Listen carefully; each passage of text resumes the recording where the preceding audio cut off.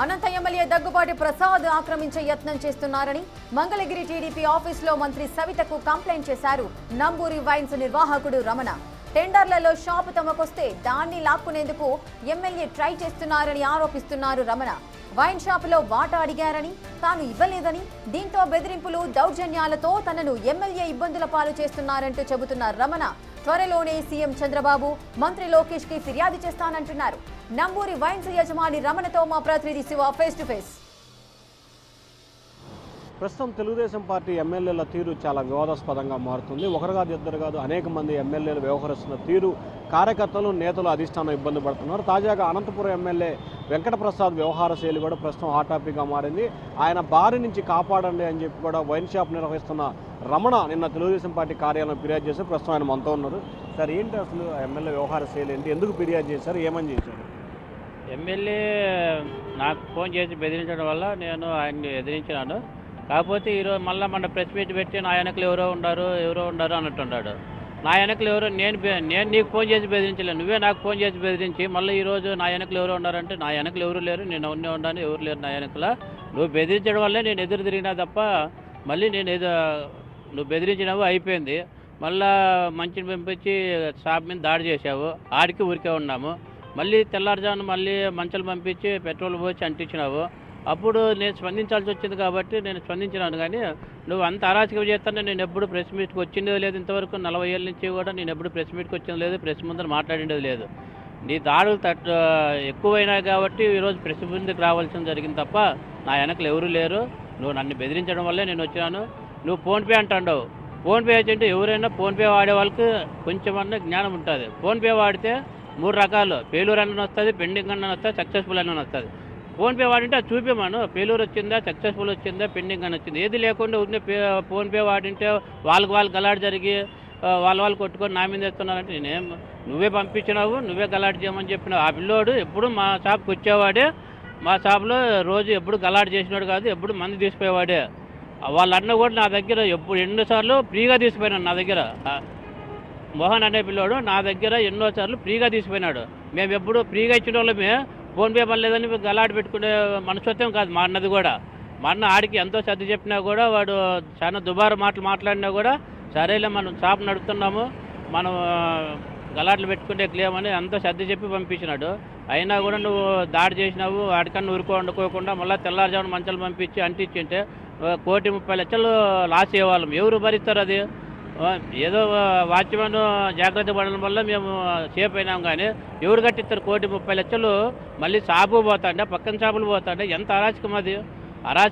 ఈ అరాచకం భరించలేకే నేను ఈరోజు ప్రెస్ ముందుకు రావడం జరిగింది. చంద్రబాబు నాయుడుని కూడా కలుస్తాం ఈరోజు. లేడు చంద్రబాబు నాయుడు.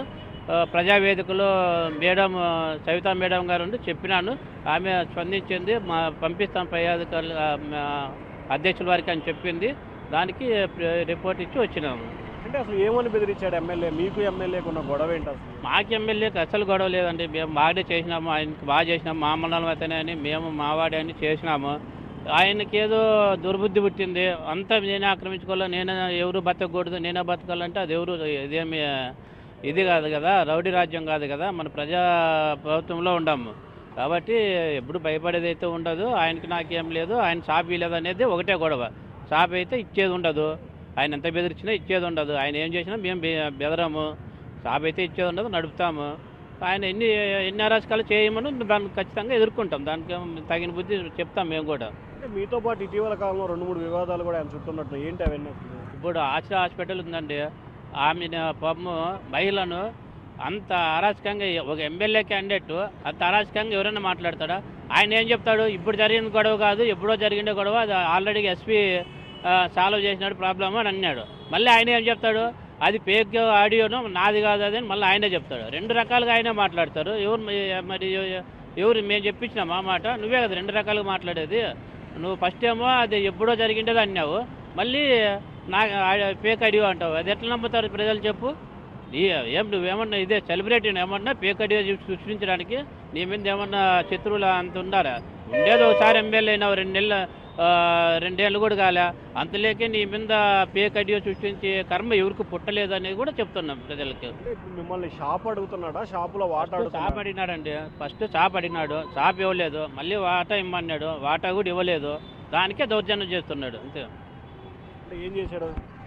అదే బెదిరించినాడు. ఫస్ట్ నేను బెదర్లే, ఆయన చాలా దుబారు మాట్లాడినారు. కొంచెంసేపు ఓపిక పట్టినా, ఇంకా అయ్యా లేదురా అనేసి నేను ఎదురు తిరిగినాక నాకే ఎదురు తిరుగుతావు, నీ కథ చూస్తాను అన్నాడు. సరే చూద్దాంలే అన్నాడు. మళ్ళీ మా అన్నకు ఫోన్ చేసినాడు, నువ్వు షాప్ కాడికి రా అన్నాడు మా అన్నని. మా అన్న షాప్ కాడికి పోయినాడు. షాప్ కాడికి పోయి మా అన్న ఫోన్ చేస్తే, లేదులే మేము ఇప్పుడు రాలేదులే, నేను హైదరాబాద్ పోతా, మళ్ళీ వచ్చి మాట్లాడదాంలే అన్నాడు. సరేలేని ఇంకేదో లే అని ఊరికే ఉండాము. మళ్ళీ వచ్చి మాట్లాడాలి అని మేము కూడా ఊరికే ఉన్నాము. మళ్ళీ 1 గంట లోపలే మంచాలు పంపించి, అఖిల్ అనేవాడిని పంపించి దాడి చేపిచ్చివి. సరేలే అని ఊరికే ఉన్నాము. మేమే మళ్ళీ ఎవరికి ఎస్పీకి ఫిర్యాదు చేయాలో ఎవరికి చేయలేదు. ఎందుకంటే వ్యాపారం చేసుకునే వాళ్ళు మామూలు జరుగుతూ ఉంటాయి అనేసి మేము సైలెంట్గానే ఉన్నాము. ఇంకా లాస్ట్కి పెట్రోల్ పోసి అంటించే సాటికి వచ్చినప్పుడు ఎదురు తిరగ తప్పదు. ఏ సాటికైనా ఖచ్చితంగా మళ్ళీ వస్తాము. చంద్రబాబు నాయుడిని సార్ని, లోకేష్ సార్ని ఇద్దరు ఖచ్చితంగా కలిసి ఫిర్యాదు చేస్తాం. దాంట్లో ఎటువంటి అనుమానం లేదు. ఇది మొత్తం మీద చూసుకుంటే ఎమ్మెల్యే వెంకటప్రసాద్ వ్యవహార శైలిపై నియోజకవర్గంలో అనేక మంది వ్యాపారస్తులు కావచ్చు, డాక్టర్లు కావచ్చు చాలా ఇబ్బందులు పడుతున్నారు. షాపులో ముందుగా వాటా షాప్ ఇవ్వమన్నాడు, ఇవ్వనున్నందుకు వాటా అడిగాడు. వాటా కూడా ఇవ్వకపోతే కొంతమంది వ్యక్తులు పంపించి దౌర్జన్యం గొడవ చేసే ప్రయత్నాలు చేస్తున్నారు. ఆయన గెలుపు కోసం తాము విశేషంగా కృషి చేశాం. అయినప్పటికీ ఆయన పూర్తి స్థాయిలో డబ్బేదేయంగా పనిచేస్తున్నారు. దీనిపై సీఎం చంద్రబాబు, మంత్రి లోకేష్కి ఫిర్యాదు చేస్తామని చెప్పి రమణ చెప్తుంటే ఓటర్ స్టూడియో.